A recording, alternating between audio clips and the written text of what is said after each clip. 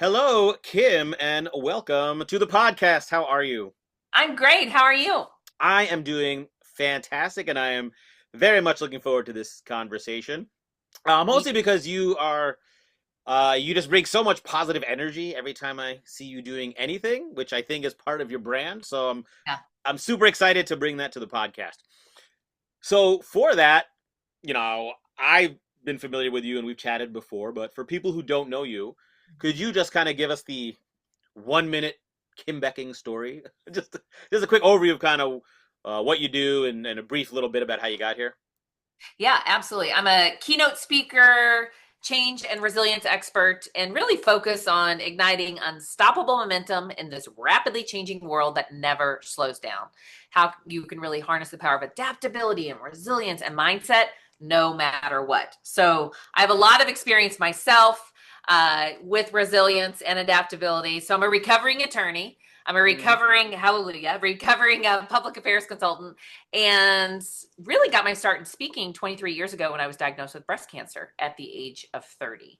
And since that time, stage three, very aggressive, and then wrote a book with three other young women about our experience. And then that just kind of catapulted into speaking and Mm-hmm. training. And then separately, I had a communications company. And so, really, have been focusing full time on speaking and really research around change and resilience and adaptability over the last 8, 9 years. And I'm a mom of three, so Mm-hmm. blended family. Divorced and remarried a widower 13 years ago. Oh So wow. blending while mending, as I say. Jack and Adley were 3 and 5 when their mom passed away, and then I came along 3 years later. And so we just became empty nesters. I've also been in the midst of caregiving. So yeah, resilience in action. That's what There I you talk go. about. You've had a lot of opportunity to practice your Yes. adaptability. It seems like. Yes. Well, where to begin? Let's start with the first thing you mentioned, which is kind of your current work. So you just kind of threw out there that I help people build unstoppable momentum. Mm-hmm. So that's, from what I gather, that's kind of your brand, your speaking Yeah. topic. So why don't we start with a broad question? When you say unstoppable momentum, what do you mean by that? Yeah. What does that look like? Unstoppable momentum really means using any change or any challenge that you may be experiencing, right, as the catalyst to not just bounce back, because a lot of people talk about bouncing back after adversity, after change, after hard, but about bouncing forward stronger and better than before. So it's really focusing forward no matter what, and really being able to adapt and be that resilient leader, that resilient human in this world of what I call so muchness, where things aren't going to slow down, right? We're not going back to normal. There is no normal or new normal. There's only what is now and what is next. How can you continue to show up as your best self and build sustainable resilience in this world of chaos that we're in? And I love that, and I got to bring some of these things up to because as I was going through your material, I'm like, wow, we talk about the same thing. So Yeah. I need to mention a few of my points of view just to make sure that after the fact Yes. you don't think I'm stealing all your content. But it's funny. I've been talking about because my background is it started in improv comedy, Yes. which is And all yes, about and which is yes so and important. Yes. and I've said something very similar to you. Like I like how you say it, like bounce forward, not you're not bouncing back, you're bouncing forward. Mm-hmm. And what I talk about is when ding happens, which is this kind of brand around Mm-hmm. this ding game. It's like Yeah. you think better, not back, because so many people say, "How do we just go back to the way we were doing things?" It's like, no, how do we make the new reality even better than the Yeah. old one? Yeah. Which sounds like a lot of what. So let's just say you're working with a client going through a change. How do you kind of get them to this place? Does it start with mindset? Does it start with tactics? Does it start like how do you kind of work with a group to get them to that place? Yeah. So, all of my work is rooted in positive psychology, Mm-hmm. emotional intelligence, and years of research. And so I really meet them where they are and take them through my unstoppable momentum framework. So we start with the stop. Mm-hmm. Right. So we're going to get to the mindset shift, but first you have to stop. You have to feel what you need to feel and do what you need to do in this moment. And I use a tool that I have been using actually for 23 years since I was diagnosed with breast cancer, but it's called the I am allowed tool. Mm-hmm.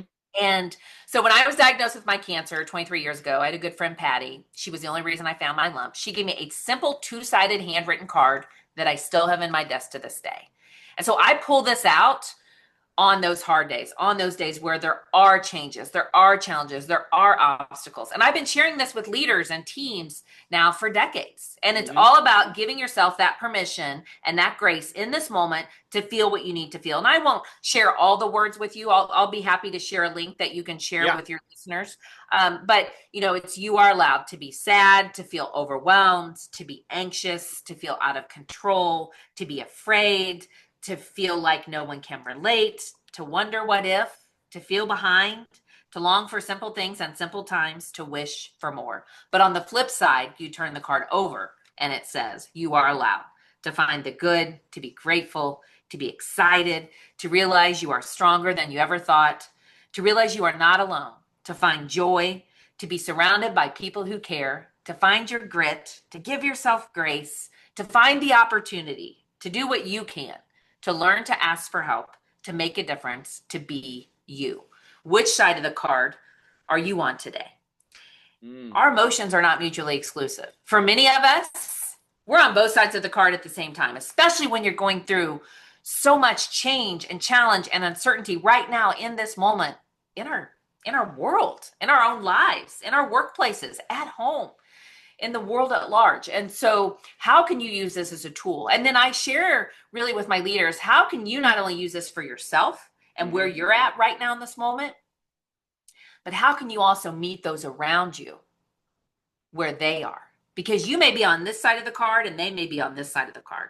And so how can you learn to meet them where they are? So I really start with the stop, right? To give yourself that permission and grace to do what you need to do. And then only then is when, right, that self-awareness, which is critical, that's the only time you can then truly shift, right? So then we talk about the shift. The shift, right, is all about turning those. Before we get to the shift, can we talk a little more about the stop? So I love this. It's funny. One thing I learned as an improv performer is the power of emotion, and how as an improviser I realized, I'm not going to get into the theater aspect of it, but like I didn't need to think of something funny or clever. I just needed to have an emotion, because what I say then in my keynotes is emotion drives content, and how you feel drives what you think, which then leads to what you say and do. And so many, I think people, I don't know if you've experienced this, but I feel like historically we're taught somewhere along the way, whether it's overt or subconsciously, we're taught like to leave emotions at the door. Like emotions have no place here. But at the end of the day, we're all just emotions. And I'm curious, you mentioned positive psychology and research and all that. Did you find did this just ideas you got from anecdotally from observation, or was there research around like this idea of allowing and emotion, before we get into mindset shifting and whatnot? Oh no, absolutely. There's research behind this. And a part of it now is also applying this in the workplace, because the way we work now is not the way we worked 25 years ago. And so it's a new model. And, I had these conversations with my own dad, who was taught, check the emotions at the door. Also, by the way, don't talk about your personal life at work, right? And the world we're in is not that. And so how can we learn to use that self-awareness with our emotions, right? Because at a time, by the way, when stress is at an all-time high, burnout is at an all-time high, loneliness is an epidemic.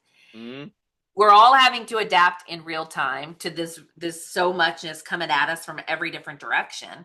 And right now, it doesn't matter who I'm talking to, whether it's a CEO at a Fortune 50 company or a frontline worker. Everybody's exhausted, tired, and overwhelmed, right? And at a time when mental health and mental well-being is an issue. And so how can we, as individuals, as humans, as leaders, right, give ourselves the permission to feel it all right now in this moment, and then be able to also show up with that vulnerability, with that compassion, with that empathy, with creating that psychological safety for those we lead, to be able to say, you know what, I'm not okay, or this change is really hard, and I was on this side of the card as a leader, but hey, I've had time to process it. Now I'm over here, but my whole team, they still might be here.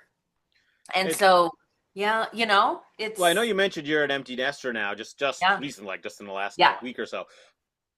And I don't know if you feel this way now. I mean, maybe you thinking back to when your kids were younger. I am so good at teaching this stuff to other people. I'm very good at applying this stuff professionally.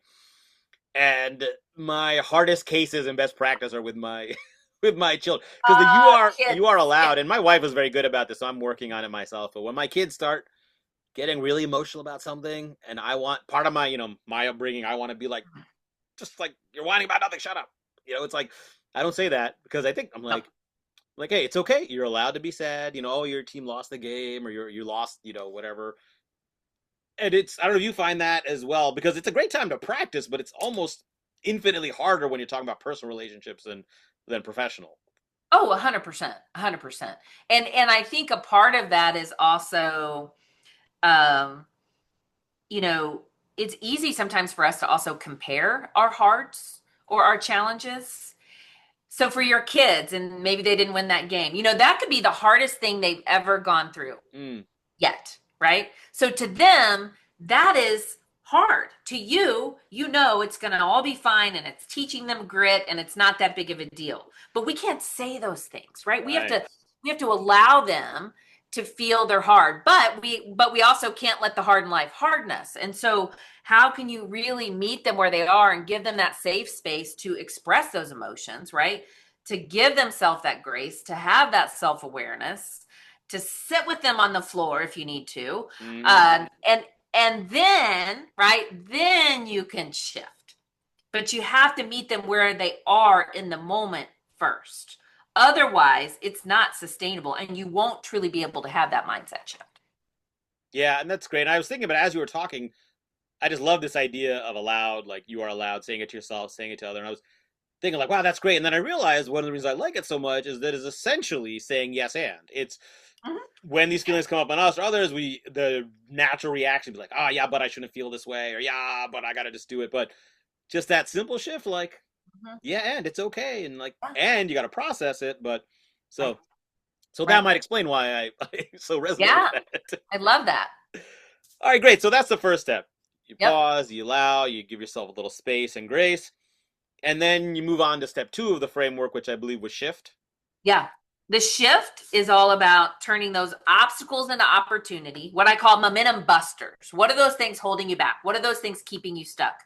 And how do you really turn those obstacles into opportunity, that fear into fuel, and that resistance, which is normal and natural, right?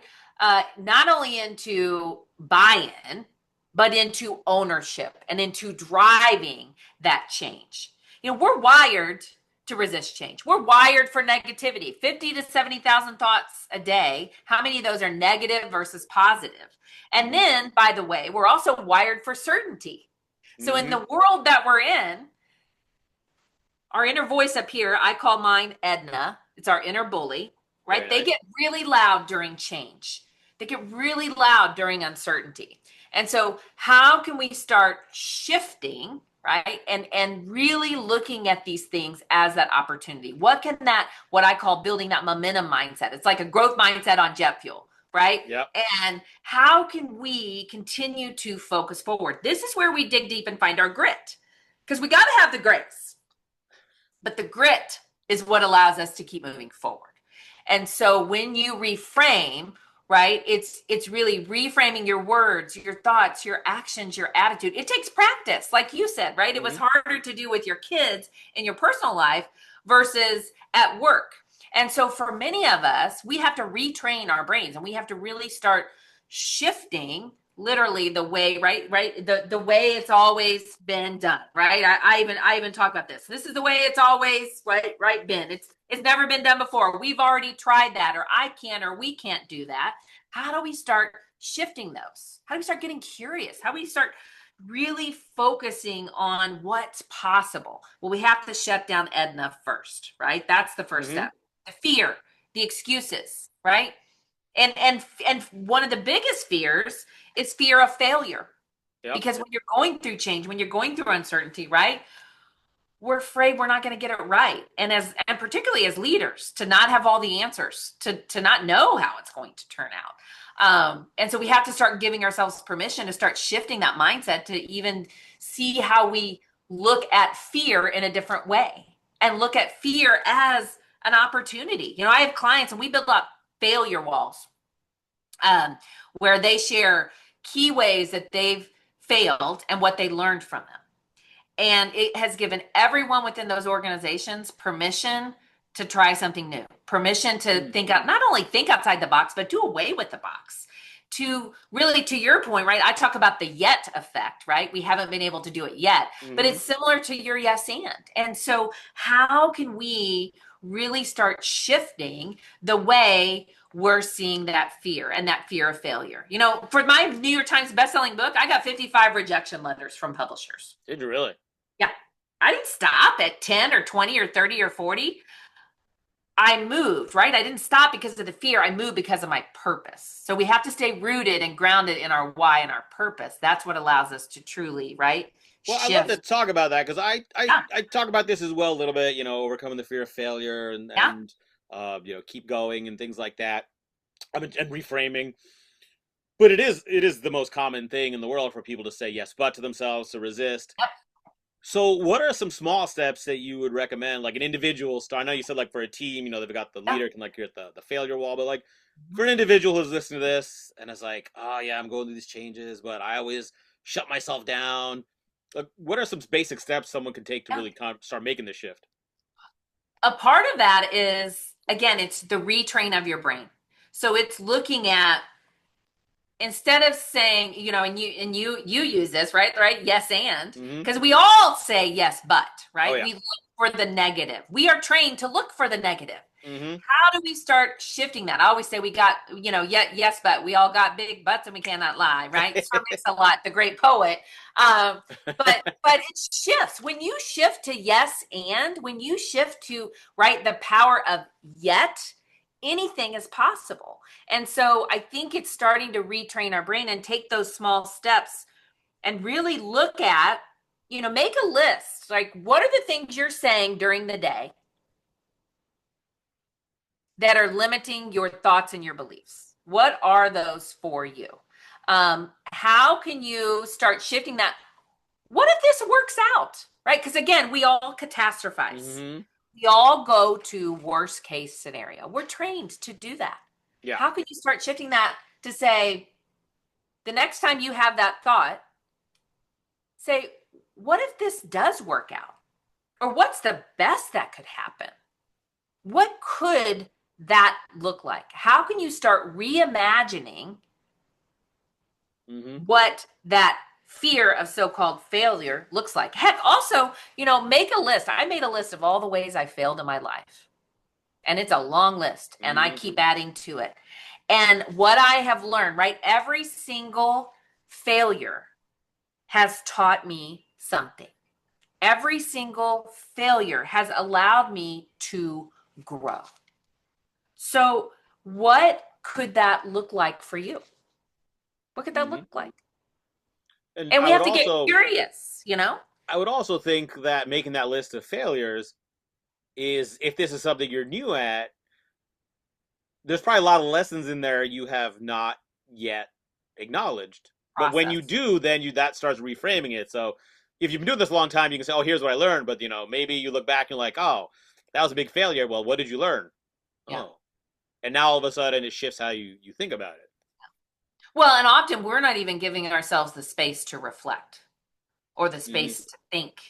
I mean, even in our day to day, part of the so muchness is, right, when you're dealing with change, often there are new things you're doing or new things you're adding to your list. And right now, it doesn't matter who I'm talking to. Everybody is also overwhelmed by too much to do and not enough time.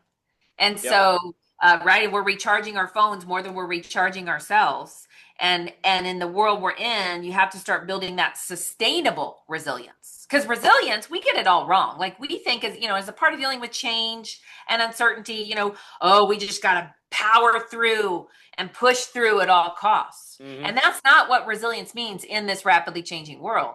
It's, how can you refresh and refuel yourself so that you can continue to build that momentum. What does that look like for you? But often, right, we have Edna, she's not giving us permission. Name your inner bully, it takes away their power. So what would yours be? But really start shifting, right, how we see those things. Well, on a side note, I've played around. I haven't named my inner bully, but I've been playing around with calling it my yes butthead. That's my. I love that. I A, love that. Yeah, well, mine is Edna because Edna was my high school guidance counselor who told me I wasn't college material because no one else in my family had been to college. And I was so excited. This was my big dream. I wanted to go to college, and she had labeled me. So I went to college. I went to law school. I sent Miss Farmer an invitation to my law school graduation, and she didn't come. She's since retired. But I learned years later I wasn't the only one she told that to.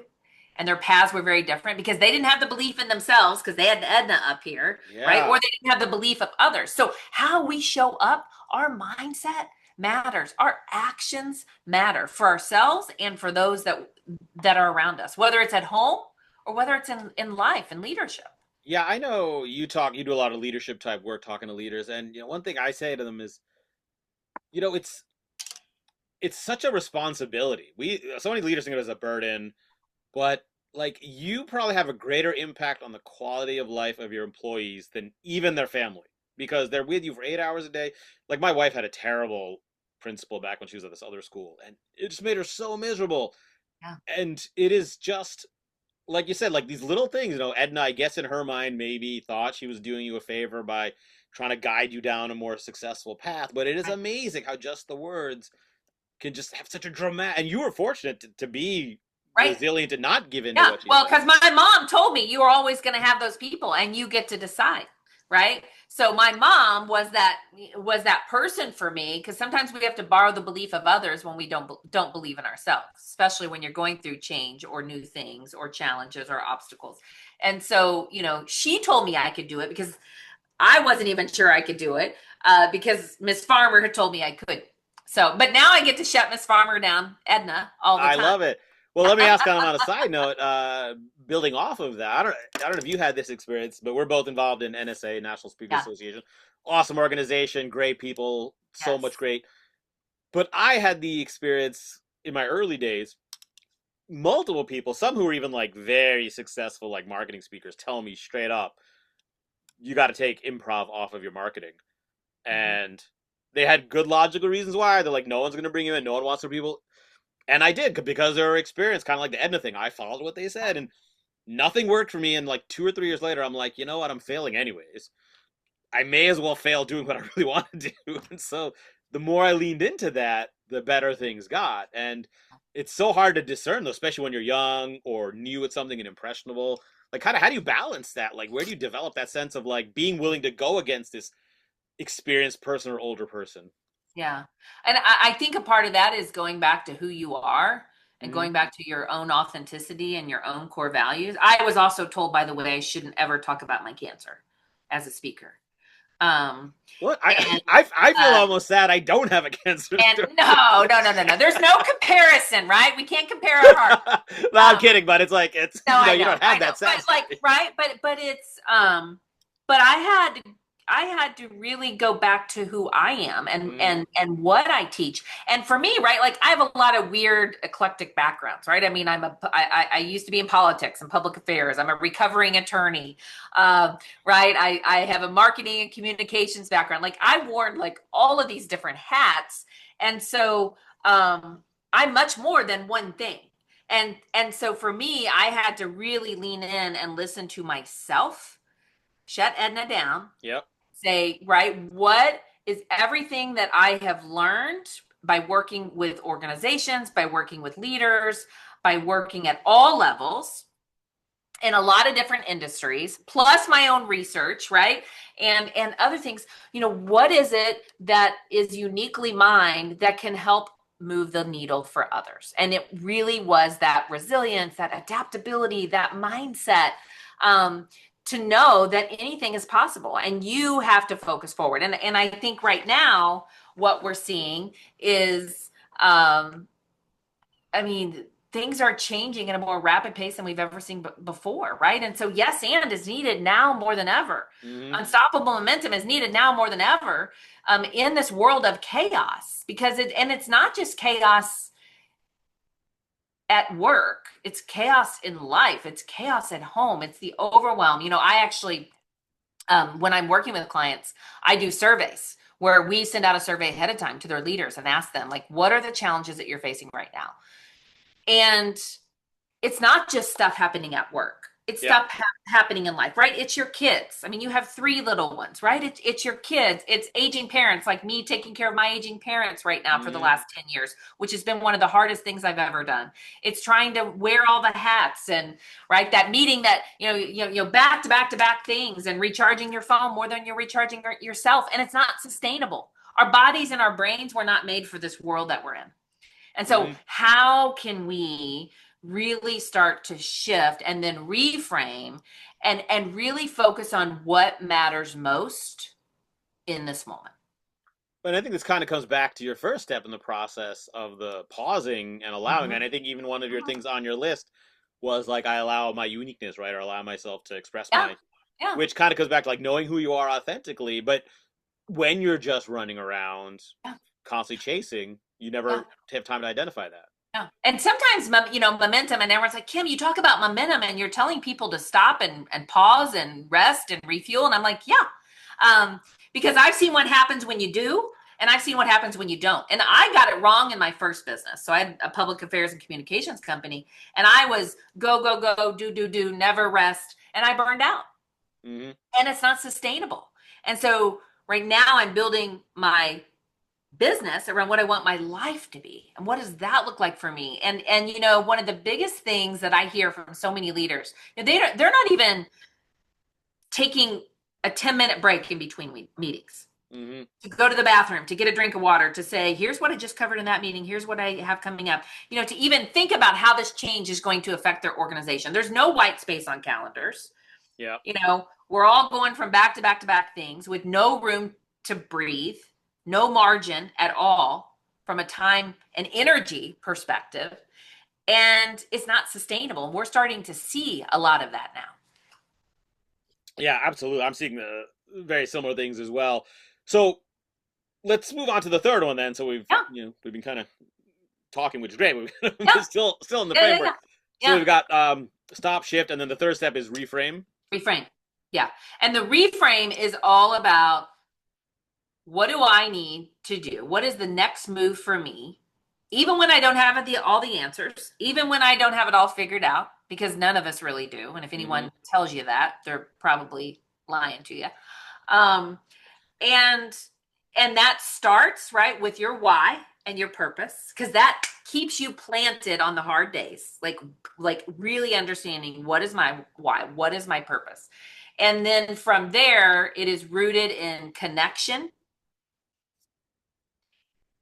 collaboration, community, right? Like really meeting others where they are, making sure you have the support that you need as an individual or as a leader. And this is not just for leaders, like I said, at work. This is in life. Like, we all need each other. If nothing else, the last 5-6 years have taught us we all need each other. Yeah. And right, and the Surgeon General has declared loneliness an epidemic. But at our core, right, and we're also in this world where there's so much negativity, there's so much polarization.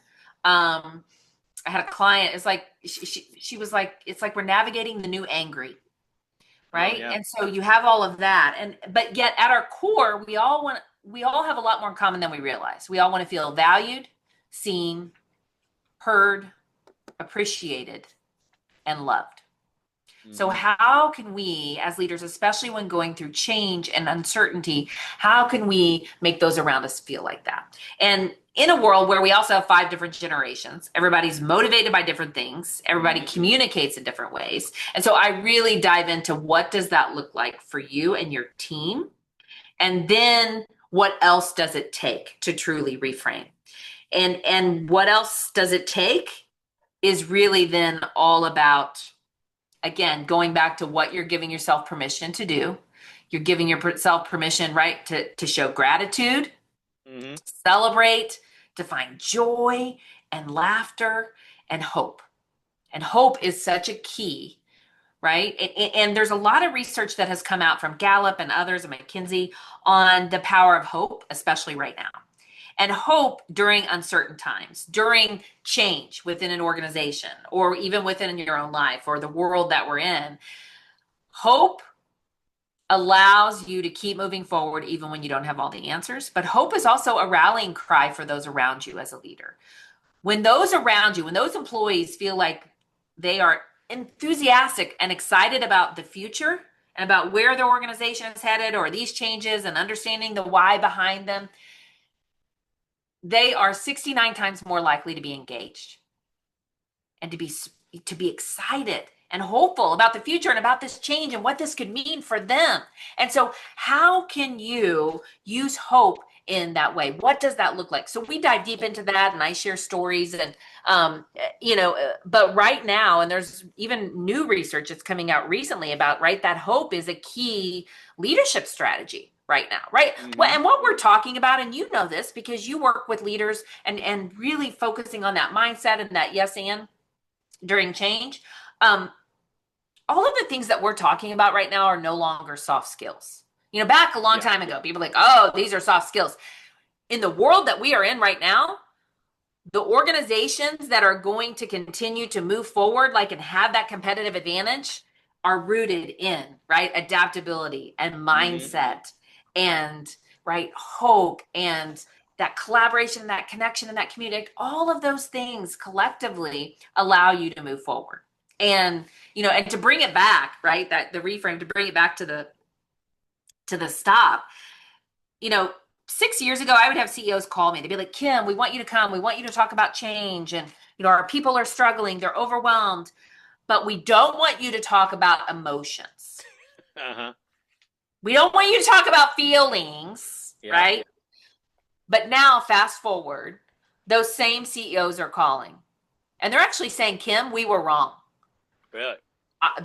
They're like, our people need it, and I need it now more than ever. And so there's been a shift. There's been a recognition that, that emotional intelligence and emotional agility and feeling what we need to feel is important, especially right now. And so, you know, that's then all of that collectively, the stop, the shift, the reframe, that's what allows you to keep moving forward. But that hope alone isn't enough, right? Like, it has to be followed by action. So we want you to take action. That is that piece where, and sometimes taking action is no action. It's just feeling what you need to feel. But it's what is the next best step you need to take to keep moving forward. What is that? And I love you mentioned that at the beginning, and you mentioned that now at the beginning of talking reframe. Is this like the one next step, right? I talk about that with improv, and it's like in improv, anytime someone tries to have it all figured out before they start, like it fails utterly. It's like, no, all you can focus on is what's the next line I'm going to say, what's the next action I'm going to take. And it's such a powerful way to get moving, and then to have that adaptability is like, all right, well, let me just take one step and see what happens, and then, but not like I see so many people want to have it all figured out before they even start to try to do something. Yeah. Well, and if you focus on all the things, then you get immediately overwhelmed. Yeah. So what is the next best step you can take? You don't have to have it all figured out. You just have to keep moving forward. And you're going to fall. You're going to fail. You're going to stumble. You're going to make mistakes, massive mistakes. Like, I've made massive mistakes. And I call that feed forward, not feedback. Right? Yeah. To keep moving forward. Well, let me ask, is it by any chance, are you a fan of fantasy novels? I am not a big fan of it just is one quote in a book I read that it's a very famous quote. And I just came across my social media, this book about the Stormlight Archive, where the whole thing is the one character is like asked from some voice, like, what's the most important step? Yeah. And, you know, he thinks the answer is the first step. And then, like, the big revelation is like, no, the answer is the next step. Next step. And then the next step after that. And then the next step after that. And it's like, oh, yeah, just 1 foot. You just, and that's the like, how did you phrase it in a way I really liked? Grit up, don't give up. Like, yes. Just keep. We have to have that grit. But then we also have to remember the grit without the grace is not sustainable. Like, we have to have both of them. Hmm. And so, you've got to still feel what you need to feel, do what you need to do, take that break, break down, feel whatever it is you need to feel.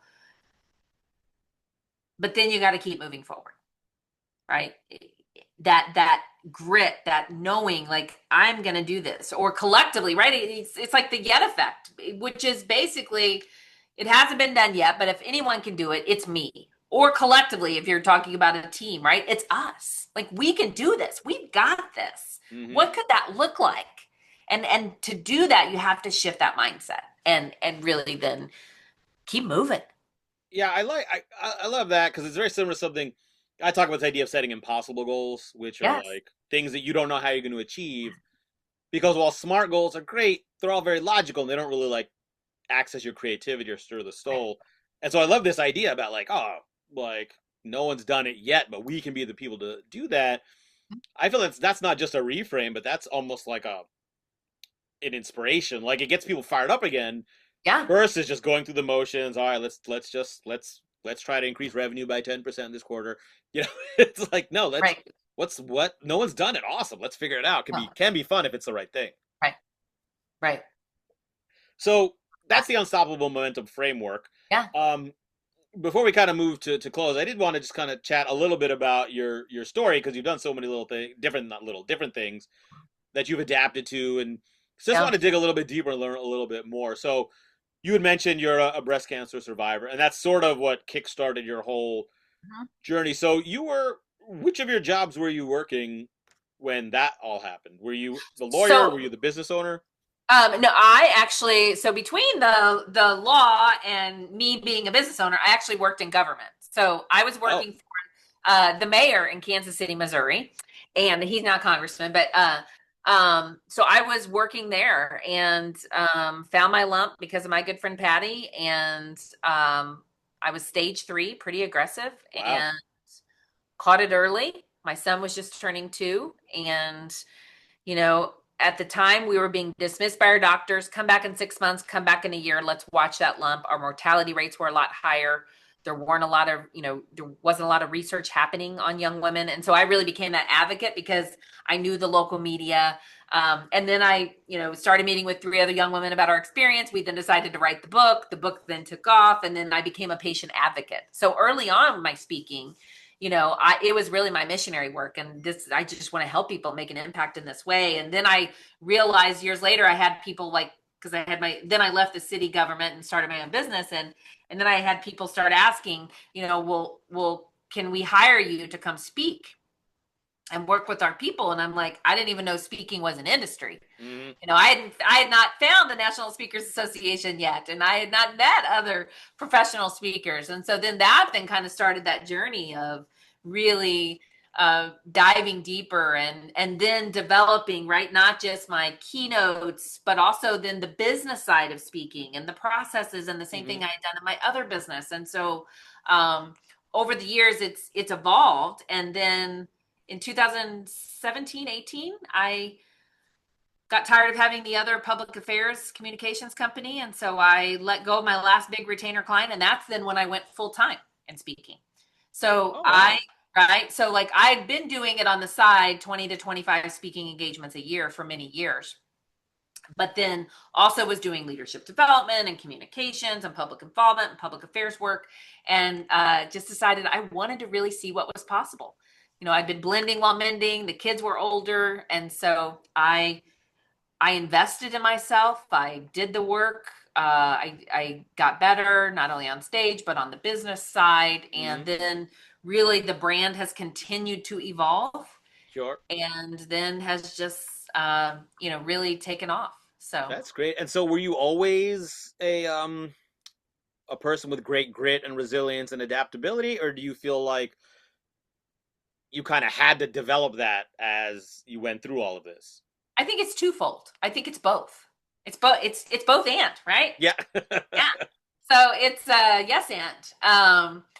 It's both, because I think I had that, but resilience can also be taught Hmm. and learned, and how you get better is by having those challenges and having those struggles, or even failing, or having those setbacks personally or as a leader. And so for me, everything that I have done has gotten me to the point I'm at now. And I would say, some of my biggest resilience lessons early on, it was the cancer. And then it was business challenges. And then it was, I was in politics when, I was told years ago, by by some men in the business, you shouldn't start your business. We'll cut you off at your knees, right? And that was Wow. 20 years ago, right? So, like, I've been told no my whole life in certain ways. Like, it started with Edna, right? But how many of us have failed? We've all failed. We've all been told no, and we get to decide what happens next, and we Hmm. get to choose that. We have the power even when it feels like everything's out of our control right now and we don't have the power to control anything, we can choose how we show up and we can choose to take action and we can take the next best step, even when we don't have all the answers. So, right. So it was that, and it was law school, and it was, all of those challenges along the way. And starting my first business with no clients, right? Just hope that Yeah. I Well. knew I could make a difference. And then the speaking business, when I let go of the other the big retainer client, because I'd been doing speaking engagements, like 20 to 25 speaking engagements a year, kind of on the side, but it wasn't my full time, Right. right?